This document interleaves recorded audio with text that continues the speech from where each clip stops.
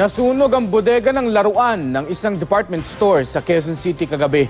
Sa kabila nito, hindi natinag ang ilang mamimili na humahabol sa 3-day sale ng naturang mall. Makibalita tayo kay Mav Gonzales.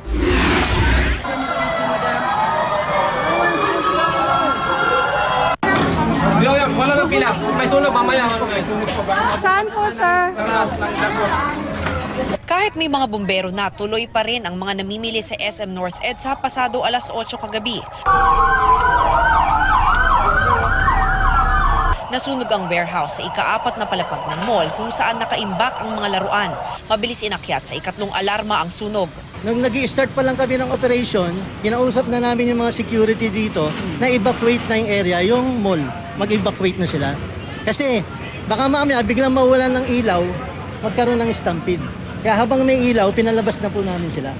Pero hindi agad naglabasan lahat ng tao. May ibang ang nagbayad pa ng mga pinamili sa cashier. Sa cellphone video na ito, makikitang mausok sa loob ng department store pero hindi makapal.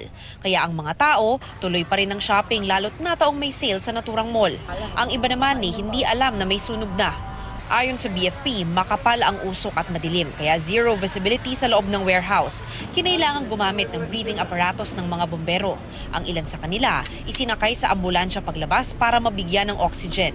Pero wala raw nasaktan sa insidente. Pasado alas 10:30 ng gabi, idineklara itong fire out.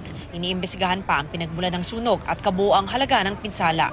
Pag ang ating warehouse, walang pumapasok na hangin at puro init, pwede mag-cause ng apoy yan. Diba? Kailangan may ventilation. Hindi ko naman sinasabi doon nag-umpisa, ha? So, pwede yun. Pero kasi sa nakita ko, wala silang ventilation, eh.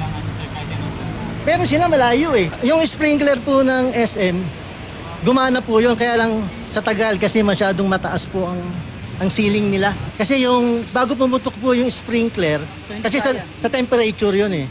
Masyadong mataas. Sinabi ko, ibaba yung kanilang sprinkler. Parang nangyari sa Resort World. Walang opisyal ng SM Malls na humarap sa media.